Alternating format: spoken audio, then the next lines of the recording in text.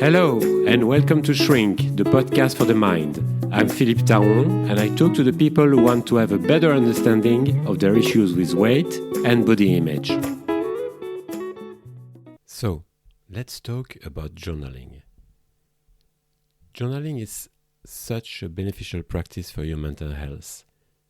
It's something I've recommended to many of my clients, in fact. Some of them were reluctant at first because they couldn't really see the benefits they could get from it. For others, having the dialogue with themselves created a sense of intimacy they found difficult to deal with. Let's see how it can help you in different aspects of your well-being. Journaling is a form of emotional expression. Writing in a journal provides a safe and private space for you to express your thoughts and emotions. It allows you to process and articulate your feelings, helping you make sense of your experiences. Journaling will help you reducing your stress. It will somehow act as a form of catharsis, helping you release repressed emotions and reduce stress. By putting thoughts onto paper, you will feel like a sense of relief, and you will gain perspective on your concerns. Regular journaling also encourages self-reflection. Through the process of writing, you will gain insights into your thoughts, behaviors, and patterns. This self-awareness can be instrumental in personal growth and development. Self-reflection is a process of examining and contemplating your thoughts, your feelings, your experiences and actions. It involves introspection and a deliberate focus on gaining insight into yourself. Through self-reflection, you seek to understand your motivations, your values, your beliefs, your strengths, your weaknesses, and your patterns of behavior. And by that I mean the process that leads you to act in a certain way. But what does self-reflection really mean? I feel like it's one of these words that they are often mentioned, but we don't always know what they imply. One of the key aspects of self-reflection is awareness, becoming aware of your thoughts, your emotions, and behaviors. And this involves paying attention to two things: internal experiences and external influences that shape your perceptions and actions. Another aspect of self-reflection is questioning. Asking yourself probing questions might help you understand why you've made certain choices, what you've learned from different experiences, but also how certain situations made you feel. Self-reflection requires an objective and a non-judgmental observation of yourself.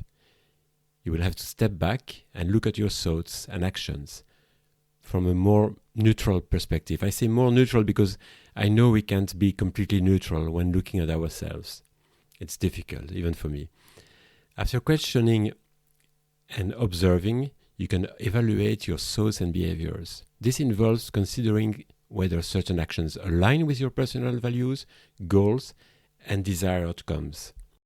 Self-reflection is such a good tool for personal development. By gaining insights into yourself, you can identify areas for improvement and then make meaningful changes. You can use these insights to set realistic and meaningful objectives for yourself, guiding your future actions. Journaling is, of course, not the only way to practice self-reflection. It can take various forms like meditation, discussions with someone you're close to, or simply taking quiet moments to think deeply.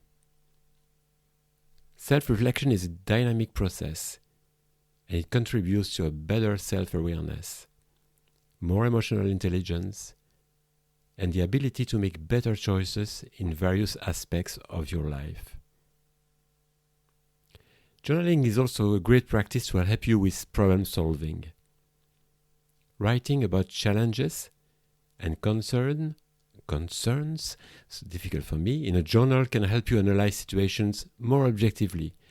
You can then brainstorm solutions, set goals, and make plans to deal with difficult situations in your life. Journaling can also promote mindfulness, as it helps you to be present in the moment as you reflect on your experiences. This can lead to a better understanding of your thoughts and feelings. And isn't it what we all want? It really makes a difference when you include elements of gratitude in a journal. It helps shifting focus towards positive aspects of your life. Recognizing and documenting things to be grateful for contributes to a more positive mindset and an improved overall well-being. Another benefit of journaling is that it allows you to track your personal development, your achievements, and your goals over time. And when you will see this progress, it will boost your self-esteem and motivation. By the way, writing about experiences will help you consolidating memories. Looking back on past entries allows you to recall events and feelings, providing a sense of continuity and growth. And believe me, at my age, memory is a thing. Journaling is an empowering activity. It allows you to take control of your narrative. It allows you to tell your own story, make sense of your own experience, and take ownership of your thoughts and feelings. You should, of course, keep in mind that empowerment is an ongoing process. It involves ongoing reflection, learning, and adaptation to new challenges and new opportunities. If you actively engage in these practices, you can nurture empowerment in your life and get a better sense of your agency. Journaling is a form of communication with yourself, of course. It's like you're having a non-judgmental and objective confidence. And it gives you a space for open and honest self-dialogue. Not everyone is equal, though, when talking about the benefits of journaling. Some people find it extremely beneficial, but others may struggle with it. Let's have a look at different ways to journaling so that you can find the one that works best for you. If you're tempted to start journaling, you should know that it requires a commitment to yourself. That's essential. I know it feels like we've got more than enough commitments already, but it's something you can do at your own pace, really. Like some people only write a sentence a day. Others only do it in the weekend for an hour or even less. The thing is that it doesn't really matter as long as you stick to it and it becomes a habit. Something in your life that is meaningful and that you enjoy. It's important to keep in mind that your journal is your thing. It's private. If you share your life with someone, they might ask you, what are you doing? They might start asking you questions or feel like you're hiding something from them, having secrets. So it could be a good idea to let them know why you're doing this, why the privacy around it is important to you. At some point, you will of course have to choose what to write in.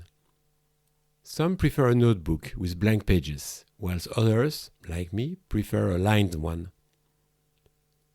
I like the idea of writing my journal in a nice notebook, and I've chosen the ones from Moleskine, but that's entirely up to you. I like them because I think they look good. Use a pen or a pencil, whatever you're happy with. I personally use a gel pen as I know that if I use a pencil, I could be tempted to erase or change some of the things I've written. And I don't want that because it takes away the spontaneity about the things that I write. Some of you will prefer to keep a digital notebook on their phone or tablet, and it's okay, as long as it's not another reason to be addicted to them. It's your journal, so you do it your way. You do what suits you best. When you have chosen the support you want your journal to be on, well, you just need to start, I guess. And as I've said before, there is no specific rule about how often and for how long you should write.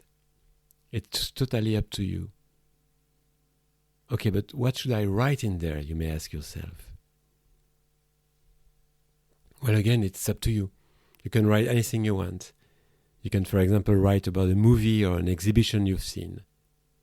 You can write about something someone told you and how it questioned or touched you, maybe. You can also write about how your day at work was, how a date you've been to made you feel, about something you've heard in the news. I mean, we're bombarded with so many different kind of news and information that there is a lot happening at the moment, especially. You can write about anything as long as you're being authentic and non-judgmental about what you're writing. What you write about and how you do it will probably evolve with time and will find your own way. For example, if I look at my older journals, well, they look different. I wasn't going into the same kind of depths that I'm going now, but I'm really enjoying it differently right now, I must say. Some of my clients use the food and emotions diary that I've designed, and they find it very useful to eat more mindfully. Some of them don't like it because they find it too austere, and they have moved on to creating their own format. And some will do drawings when the words can't really explain how they feel sometimes. And I like that, by the way, the idea of mixing the words with something more graphic, something more creative, or even the words can be very creative, of course. I personally write my journal in a bullet point format because it suits me. It's more concise, and I like that. And that's it. Now it's up to you to enjoy writing down your ideas, your thoughts, your emotions, your plans, what you dreamed of, your doubts, whatever you like really. And before long, you will start seeing the benefits of doing it, really.